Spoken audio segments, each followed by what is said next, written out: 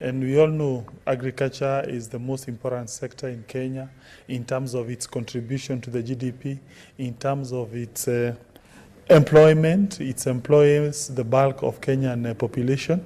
In terms of providing food security, Mr. Speaker, sir, in a world which is becoming more and more integrated, we are opening up barriers of trade. Countries must take advantage of what we call comparative advantage. And Kenya, Mr. Speaker, its major comparative advantage vis-a-vis other countries is its agricultural potential. Mr. Speaker, notwithstanding the huge contribution of agriculture to the Kenyan economy, the investment by the government is never commensurate. You find that we invest more in things like infrastructure, which is positive. We invest in security, but rarely do we get commensurate investments in agriculture, and therefore this is the move to the right direction. So let me start with the merits of this bill. Mr. Speaker, one merit of this bill is that it brings Mang's bill to the center of government agenda on matters agriculture. Mr. Speaker, for the longest time, when we talk of agriculture in this country, concentration has been in coffee, in tea, in milk, and I think it is high time we also diversify in other areas that can can boost agriculture. And I agree with the Mang's bill now that it will get recognition. This bill will compel AFA to take into account matters Mang's beans. To me, that is important. I foresee a situation where the minister concerned with agriculture at the national level now being compelled to market externally Mang's bill, now being compelled to put out standards for Mang's bill, and that way you will find these beans becoming more and more marketable and more grown in Kenya and protecting the farmer. Another major advantage concerning this bill, Mr. Speaker, is that at proposed Section 4, it confers certain duties to Agriculture and Food Authority. Further, at Section 5, it confers further duties on County Executive Committee, so that you have a situation where the national government is doing intervention for the growing up of this bean. Also, there is some role also given to the county government to promote the marketing of this. I'm also happy, Mr. Speaker, sir, with the proposal in proposed Section 6, which now compels the various government entities to give priority in products of Mang beans in government programs. Mr. Speaker, government usually have several programs.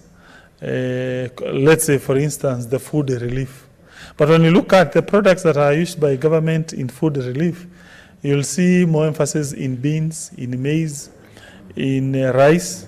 But I've never seen I'm not aware of a certain time where government distributed Mang bean. Just for the people who are watching out there, people want to know what is Mang bean. Mang bean is dengu. So allow me to use the term dengu for the purpose of the common mwananchi to understand. So really, have you ever seen government distributing dengu to the wananchi? So if this law passes, you will see government purchasing dengu, taking out dengu to the wananchi, and therefore the prices will go up. We all know the importance of government in this economy. This is an economy that revolves around the government in terms of a huge allocation to the government, a huge government budget. So when government purchases dengu, then government distributes that dengu. Two things happen. Number one, the producer price will go up. You'll find farmers in Kitui and also in Murang'a. We have a huge region that has potentiality to grow dengu.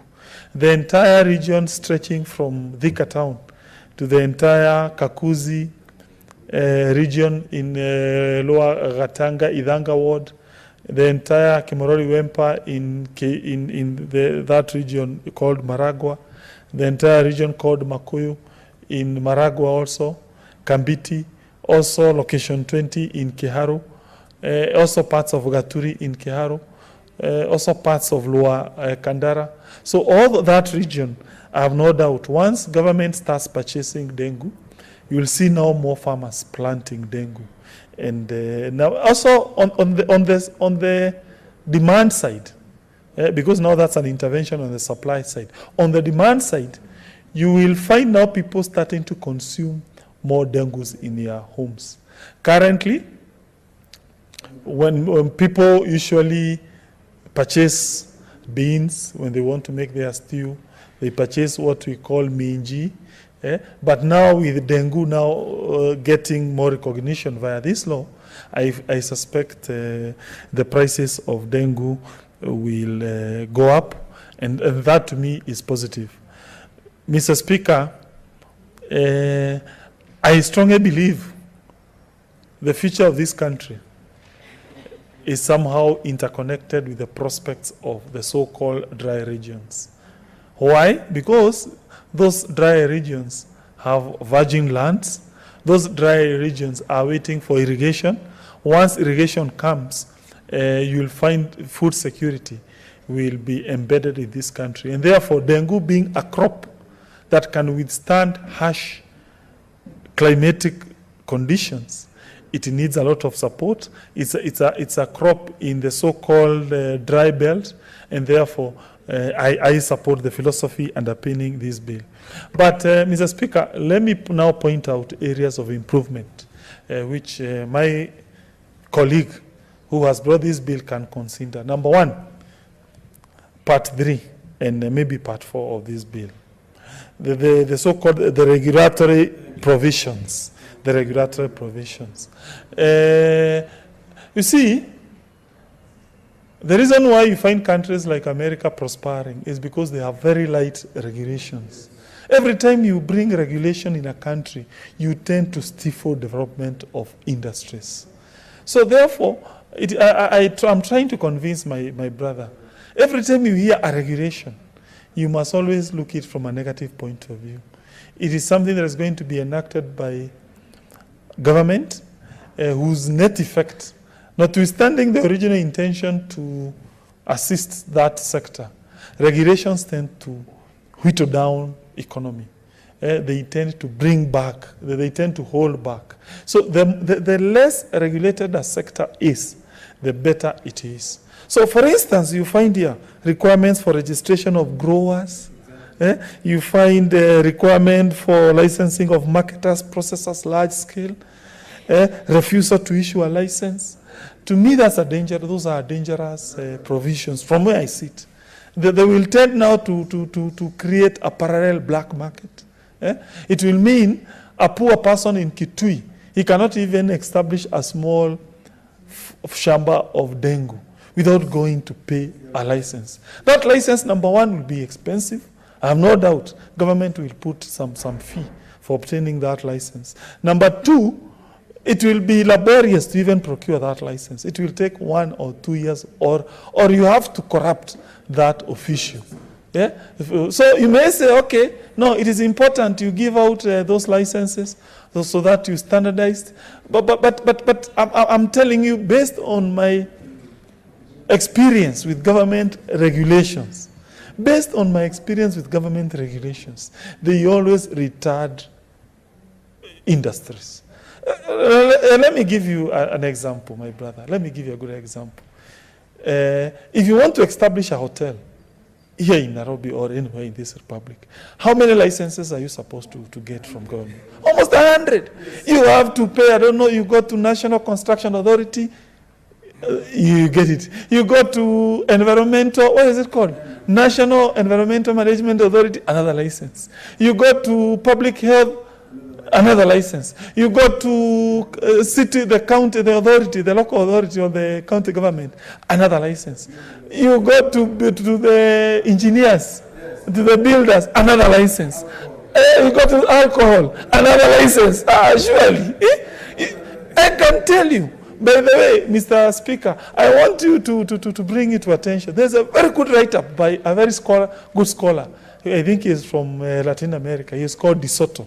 You see, De Soto has argued very persuasively that governments, how they retard economic growth in third world countries by coming up with taxes and laborious processes. Ask any person wanting to put out a factory in this country how many licenses is supposed to put up. And I can tell you, the funny thing is, they will tell you, hey, we are putting out, we are telling you to obtain this license. Let's say, for instance, NEMA, so that we protect the environment. The truth is, there will be no single NEMA officer who will come up to your premises.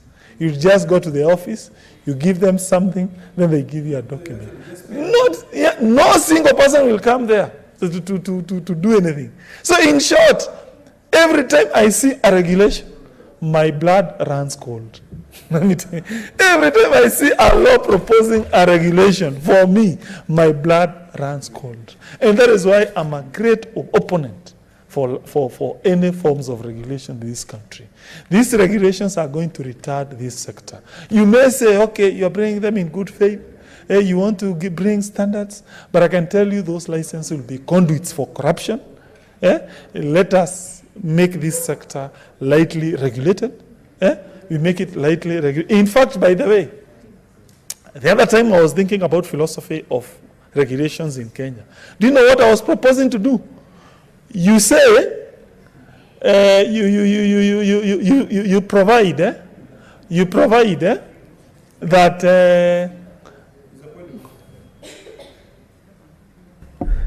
What is Senator Pareno?